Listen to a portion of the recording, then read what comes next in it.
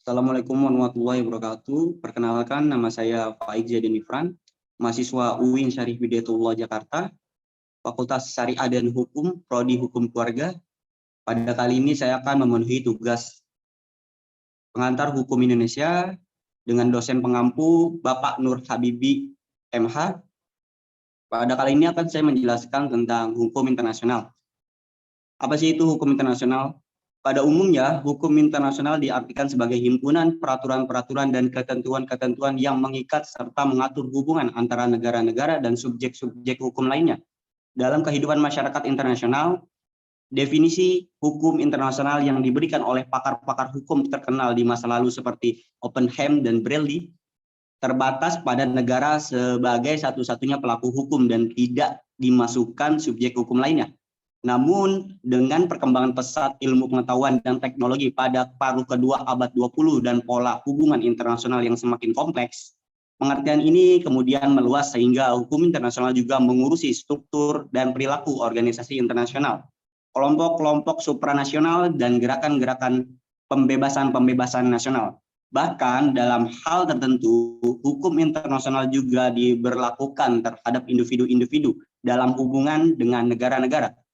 Sedangkan menurut pendapat Profesor Dr. Mukhtar Kusumadja, SH, hukum internasional dapat keseluruhan kaidah-kaidah asas-asas hukum dan mengatur hubungan atau persoalan yang melintas batas-batas negara, yaitu hubungan internasional yang tidak bersifat perdata. Selain itu, hukum internasional dapat didefinisikan sebagai keseluruhan hukum yang untuk sebagian besar terdiri dari prinsip-prinsip dan kaidah-kaidah perilaku yang terhadap negara-negara merasa dirinya terikat untuk mentaati dan karenanya benar-benar ditaati secara umum dalam hubungan-hubungan mereka satu sama lain, dan meliputi juga kaidah-kaidah hukum yang berkaitan dengan berfungsinya lembaga-lembaga atau organisasi-organisasi internasional, hubungan-hubungan antara mereka satu sama lain, dan hubungan mereka dengan negara-negara dan individu-individu. Kemudian kaidah-kaidah hukum tertentu yang berkaitan dengan individu-individu dan badan-badan non-negara sejauh ini hak-hak dan kewajiban individu dan badan non-negara tersebut penting bagi masyarakat internasional. Berdasarkan beberapa pengertian di atas dapat disimpulkan bahwa hukum internasional adalah bagian hukum yang mengatur aktivitas entitas berskala internasional atau merupakan keseluruhan kaidah dan asas yang mengatur hubungan atau persoalan yang melintasi batas negara, antara negara dengan negara, serta negara dengan subjek hukum lain, bukan negara atau subjek hukum, bukan negara satu sama lain. Kemudian sejarah dan perkembangan hukum internasional. Hukum internasional sebenarnya sudah sejak lama dikenal eksistensinya, yaitu pada zaman Romawi kuno. Orang-orang Romawi kuno mengenal dua jenis hukum, yaitu ius civil dan ius gentium. Ius civil adalah hukum internasional yang berlaku bagi masyarakat Romawi dimanapun mereka berada, sedangkan ius gentium adalah hukum yang diterapkan bagi orang asing yang bukan berbangsa Romawi. Dalam perkembangan ius gentium berubah menjadi ius intergentium, yang lebih dikenal juga dengan Volksrecht dengan bahasa Jerman, kemudian Droit-it-Gens dengan bahasa Prancis, dan kemudian juga dikenal sebagai Law of Nation dengan bahasa Inggris. Sesungguhnya hukum internasional modern mulai berkembang pesat pada abad ke-16, yaitu sejak ditandatanganinya Perjanjian Westphalia 1648 yang mengakhiri perang 30 tahun di Eropa. Sejak saat itulah mulai muncul negara-negara yang bercirikan kebangsaan, kewilayahan, dan teritorial, kedaulatan, kemerdekaan, dan persamaan derajat. Dalam kondisi semacam inilah sangat dimungkinkan tumbuh dan berkembangnya prinsip-prinsip dan kaidah hukum internasional.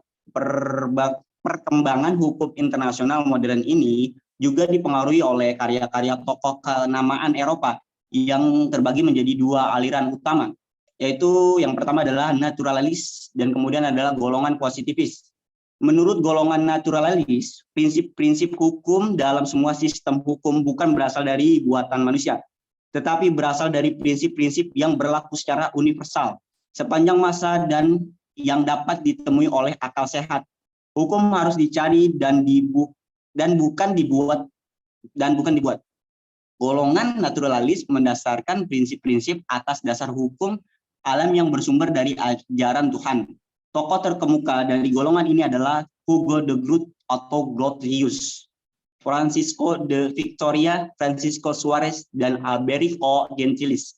Sementara itu, menurut golongan positivis, hukum yang mengatur hubungan antar negara adalah prinsip-prinsip yang dibuat oleh negara-negara dan atas kemauan mereka sendiri.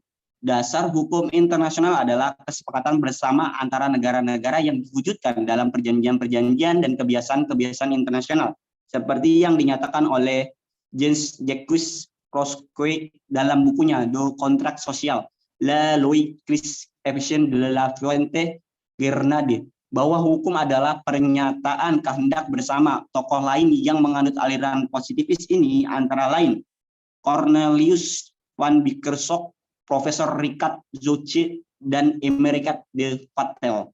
Pada abad 19, hukum internasional berkembang dengan cepat karena adanya faktor-faktor penunjang. Antara lain, yang pertama adalah setelah Kongres Wina 1815, negara-negara Eropa berjanji untuk menggunakan prinsip-prinsip hukum internasional dalam hubungan satu sama lain.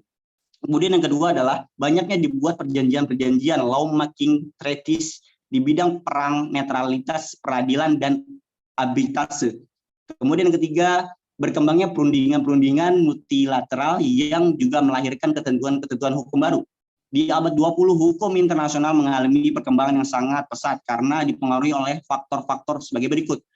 Yaitu pertama adalah banyaknya negara-negara yang lahir sebagai akibat dekolonisasi dan meningkatnya hubungan antar negara. Yang kedua, kemajuan pesat teknologi dan ilmu pengetahuan yang mengharuskan dibuatnya ketentuan-ketentuan baru yang mengatur kerjasama antara negara di berbagai bidang. Kemudian yang ketiga adalah banyaknya perjanjian-perjanjian internasional yang dibuat baik bersifat bilateral, regional, maupun bersifat global. Yang keempat adalah bermunculannya organisasi-organisasi internasional seperti Perserikatan Bangsa-Bangsa dan berbagai organ subsidiarnya, serta badan-badan khusus dalam kerangka Perserikatan Bangsa-Bangsa yang menyiapkan ketentuan-ketentuan baru dalam berbagai bidang. Hukum internasional telah berubah merupakan satu perluasan yang tidak dapat ditandinginya. Kemudian sumber-sumber hukum internasional. Pada dasarnya sumber hukum terbagi menjadi dua, yaitu sumber hukum dalam arti material dan sumber hukum dalam arti formal. Sumber hukum dan dalam arti material adalah sumber hukum yang membahas materi dasar yang menjadi substansi dari pembuatan hukum itu tersendiri. Sumber hukum dalam arti formal adalah sumber hukum yang membahas bentuk wujud nyata dari hukum itu sendiri. Dalam bentuk wujud apa sajakah hukum itu tampak dan berlaku? Dalam bentuk wujud inilah dapat ditemukan hukum-hukum yang mengatur suatu masalah tertentu. Sumber hukum internasional dapat diartikan sebagai yang pertama adalah dasar kekuatan mengikatnya hukum internasional, yang kedua metode penciptaan hukum internasional, yang ketiga tempatnya diketemukannya ketentuan-ketentuan hukum internasional yang dapat diterapkan pada suatu persoalan konkret.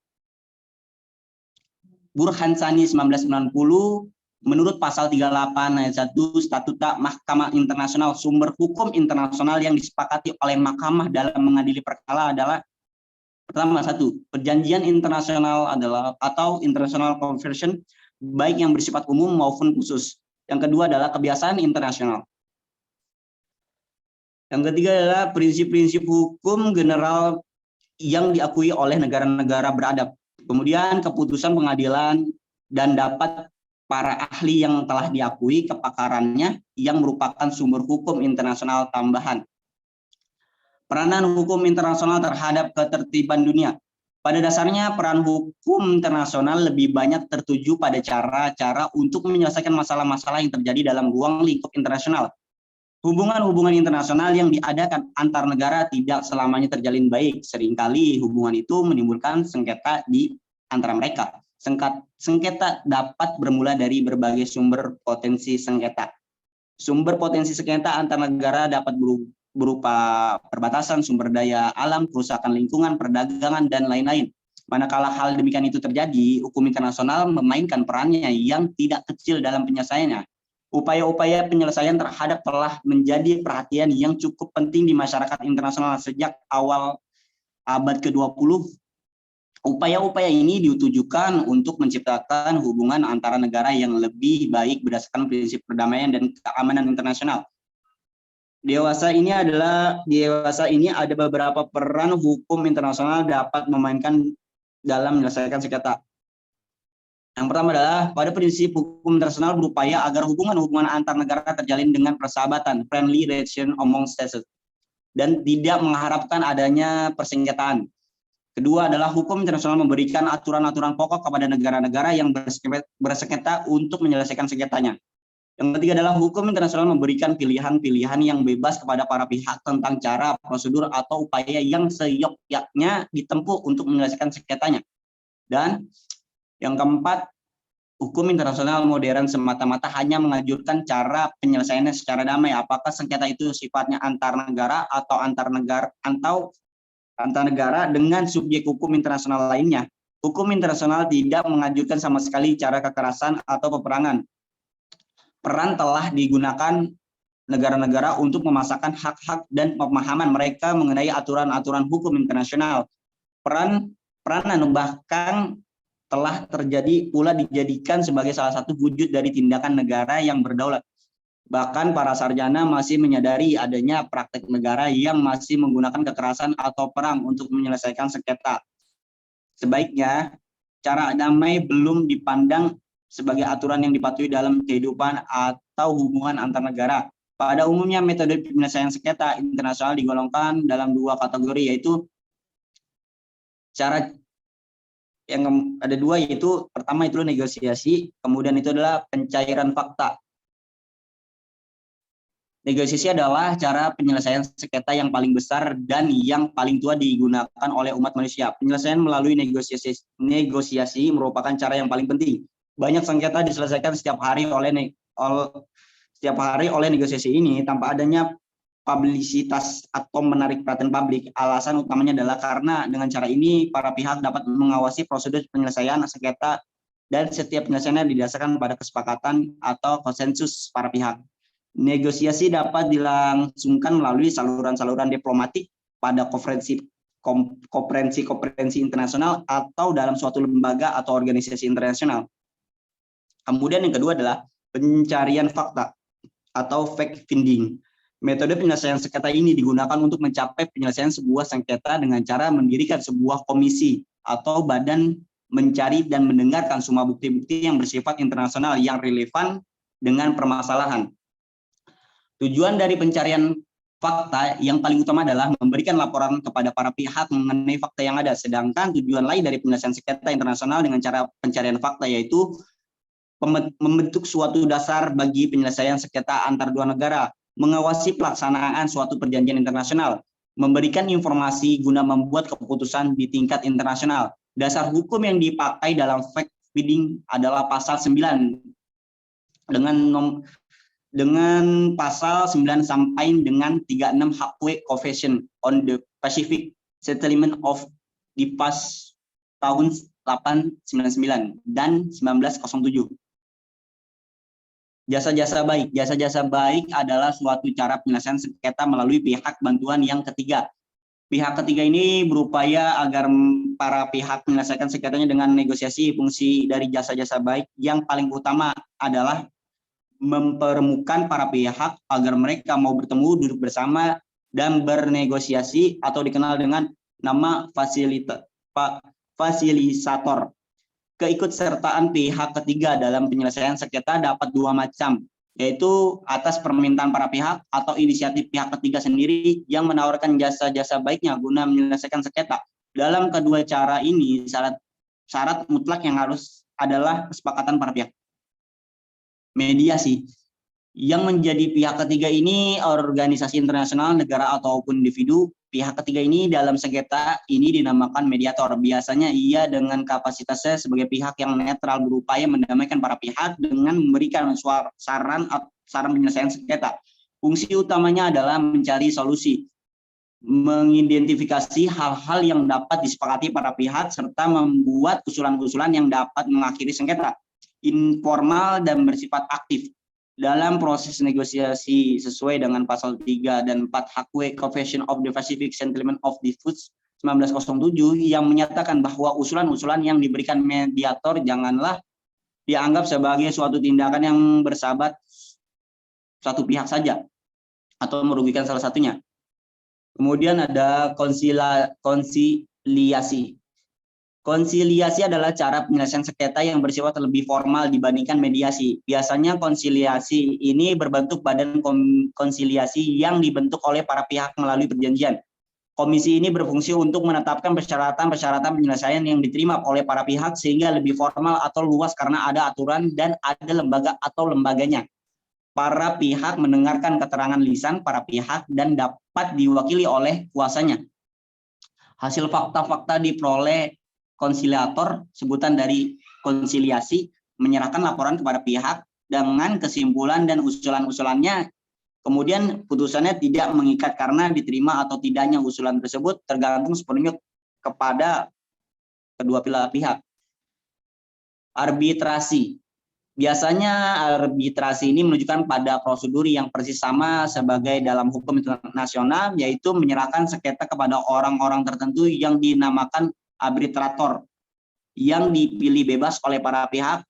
Arbitrasi adalah suatu institusi yang sudah cukup tua, tetapi sejarah baru mencatat pada tahun 1797 pada kasus Jay Treaty atau Inggris dan Amerika yang mengatur Joint Mixed Commission yang menyelesaikan sengketa beberapa perselisihan tertentu yang tidak dapat diselesaikan selama perundingan di traktat tersebut. Suatu langkah yang penting telah diambil pada tahun 1899 ketika konferensi The Hague tidak hanya mengkodifikasi hukum arbitrase, tetapi menjadikan landasan bagi pembentukan permanent court arbitration.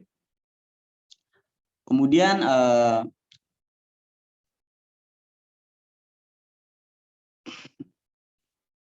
cara-cara penyelesaian paksa atau kekerasan. Perang dan tindakan senjata non-perang. Keseluruhan tujuan perang adalah pembentukan menaklukkan negara lawan dan membebankan syarat-syarat penyelesaian di mana negara yang ditaklukkan itu tidak memiliki alternatif lain selain mematuhinya. Retorsi adalah suatu istilah teknik pembalasan dendam oleh suatu negara terhadap tindakan-tindakan yang tidak pantas. Tindakan-tindakan pembalasan. Pembalasan adalah tindakan yang dipakai oleh negara-negara untuk mengupayakan diperolehnya ganti rugi. Blokade secara damai, Pacific Blokade. Blokade secara damai adalah suatu tindakan yang dilakukan secara damai. Kadang-kadang dilakukan sebagai suatu pembalasan tindakan pada umumnya. Ditunjukkan memaksa negara yang pelabuhannya diblokade untuk mentaati permintaan ganti rugi kerugian yang diderita oleh negara untuk memblokade. Kesimpulannya, hukum internasional sebagai kita ketahui merupakan keseluruhan kaidah yang sangat diperlukan untuk mengatur sebagian besar hubungan-hubungan antar negara-negara. Tanpa adanya kaidah ini, tidak mungkin negara-negara di dunia dapat hidup berdampingan seperti adanya saat sekarang ini. Mungkin benar bahwa pada kalangan tertentu ada kecenderungan untuk mengecilkan makna hukum internasional, bahkan hingga taraf mempersoalkan keberadaan dan nilai hukum internasional tersendiri. Terdapat dua alasan yang mendasari pandangan ini, yaitu pada umumnya dianut pandangan bahwa kaidah-kaidah hukum internasional hanya ditujuan untuk memelihara perdamaian. Kemudian yang kedua adalah diabaikannya sejumlah besar kaidah yang berbeda dengan kaidah-kaidah yang berkenaan dengan politik tingkat tinggi, yaitu masalah-masalah perdamaian atau perang hanya sedikit yang mendapat publisitas.